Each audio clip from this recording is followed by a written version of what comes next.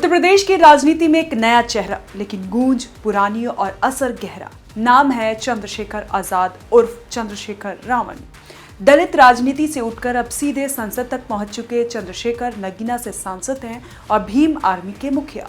कभी आंदोलन की सड़कों पर संघर्ष करते दिखने वाले चंद्रशेखर अब 2027 के विधानसभा चुनाव से पहले सियासत की बिसात पर मोहर सजा रहे हैं। भले ही चुनाव में अभी 1.5 साल से ज्यादा का वक्त बाकी है, लेकिन चंद्रशेखर ने अभी से अपने पत्ते खोलने शुरू कर दिए हैं।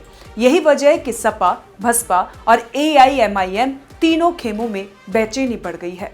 अखिलेश यादव की सियासी जमीन पर अब एक नई पैठ बनती दिख रही है। मायावती के पारंपरिक दलित वोटों बैंक पर अब एक नई दस्तक सुनाई दे रही है और असदुद्दीन ओवैसी की अल्पसंख्यक राजनीति में भी हलचल मची हुई है।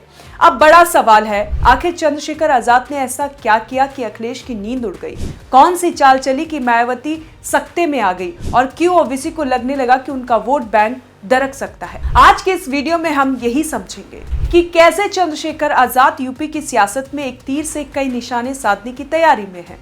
क्यों अब उनकी राजनीति सिर्फ दलित अस्मिता तक सीमित नहीं बल्कि एक नए सामाजिक समीकरण को जन्म दे रही है, और क्या चंद्रशेखर आजाद यूपी की राजनीति में वो चेहरा बन सकते हैं जो तीनों दिग्गजों की गणित बिगाड़ दे? जुड़े रहिए हमारे साथ, क्योंकि आज हम बताएंगे चंद्रशेखर की राजनीति का वो नया फॉर्मूला जो यूपी की सियासत का पूरा इकोसिस्टम बदल सकता है। दरअसल उत्तर प्रदेश की सियासत में मुस्लिम वोट बैंक को लेकर एक बार फिर हलचल मच गई है और इस बार चर्चा का केंद्र ना तो अखिलेश यादव है, ना मायावती और ना ही असदुद्दीन ओवैसी, बल्कि इस बार सुर्खियों में है चंद्रशेखर आजाद रावण। नगीना से सांसद बनने के बाद चंद्रशेखर अब अपने राजनीतिक दायरे को तेजी से बढ़ा रहे हैं। हाल ही में मेरठ में उन्होंने एक बड़ा दावा किया है कि करीब 2000 मुसलमानों ने उनकी पार्टी आजाद समाज की सदस्यता ली है। बस इसी दावे ने यूपी की सियासत में नई बहस छेड़ दी है, क्योंकि सवाल सिर्फ एक सदस्यता का नहीं बल्कि राजनीतिक प्रतीक बदलने का है। अब ये चर्चा जोर पकड़ रही है। क्या चंद्रशेखर आजाद मुस्लिम मतदाताओं के लिए एक नया विकल्प बनकर उभर रहे हैं या फिर ये सिर्फ एक राजनीतिक दांव है? आंकड़ों का खेल जो 2027 के चुनाव से पहले माहौल बनाने के लिए खेला जा रहा है, क्योंकि ये वही यूपी है जहां मुस्लिम वोट अब तक समाजवादी पार्टी और बसपा के बीच झूलता रहा है और ओवैसी ने कई बार इस वोट बैंक में सेंध लगाने की कोशिश की है। लेकिन अब चंद्रशेखर का ये कदम कई समीकरणों को हिला सकता है, क्योंकि अगर दलित मुस्लिम एकजुटता की नई जमीन तैयार होती है तो ये समीकरण सीधे सीधे अखिलेश, मायावती और ओवैसी तीनों की रणनीतियों पर असर डाल सकती है। अब बड़ा सवाल ये है कि क्या चंद्रशेखर रावण दलित मुस्लिम राजनीति का नया चेहरा बन पाएंगे या फिर ये सिर्फ शोर है जो चुनावी मौसम आते आते खामोश पड़ जाएगा? आज के वीडियो में हम इसी सियासी उठापटक का विश्लेषण करेंगे, जहां एक और वोट बैंक की लड़ाई है तो दूसरी ओर एक नई राजनीतिक पहचान गढ़ने की कोशिश। उत्तर प्रदेश के पश्चिमी हिस्से में मुस्लिम आबादी कई सीटों पर निर्णायक भूमिका निभाती है। मेरठ, सहारनपुर, मुजफ्फरनगर, अमरोहा, बरेली, रामपुर, ये वो जिले हैं जहां मुस्लिम वोट 25 से 40% तक है और वहीं जमीन है जहां चंद्रशेखर रावण अब अपनी नई सियासत की खेती करना चाहते हैं। उनका फोकस साफ है, दलितों के पारंपरिक वोट बैंक के साथ मुसलमानों का भरोसा जोड़ना, यानी दलित मुस्लिम एकता का वो फॉर्मूला जो काशीराम के दौर में कभी बहुजन आंदोलन की पहचान हुआ करता था। चंद्रशेखर रावण की राजनीति की जड़ें आंदोलन से निकली हैं। सहारनपुर से शुरू हुआ भीम आर्मी का संघर्ष धीरे धीरे एक राजनीतिक संगठन आजाद समाज पार्टी में बदल गया।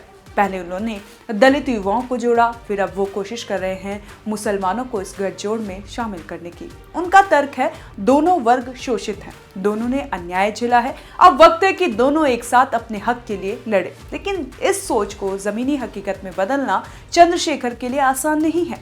एक और अखिलेश यादव ने सालों से मुस्लिम यादव समीकरण पर पकड़ बनाई है, वहीं मायावती अभी भी दलित को सहेजने में जुटी हुई है। ओवैसी लगातार इस वर्ग में असली प्रतिनिधित्व की बात करते हैं, तो भाजपा सबका साथ सबका विकास के जरिए अल्पसंख्यक समुदाय में नई सोच की बात करती है। ऐसे में चंद्रशेखर के सामने चुनौती 3 दिशाओं से है। एक तरफ सपा का मजबूत आधार, दूसरी ओर बसपा का परंपरागत नेटवर्क और तीसरी ओर भाजपा का संगठनात्मक दम। हालांकि रावण की सभाओं में मुस्लिम युवाओं की मौजूदगी बढ़ गई है।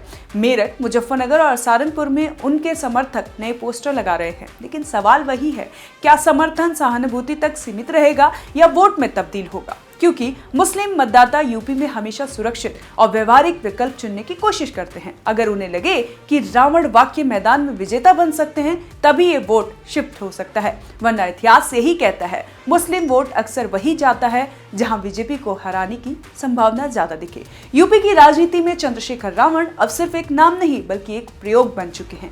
वो प्रयोग जो पुराने वोट समीकरणों को चुनौती दे रहा है और एक नई सामाजिक साझेदारी का सपना दिखा रहा है। लेकिन इस राह में न सत्ता आसान है, न स्वीकार्यता। मुसलमानों के लिए वोट की सियासत में टिकने के लिए सिर्फ नारे नहीं, विश्वास और निरंतरता चाहिए।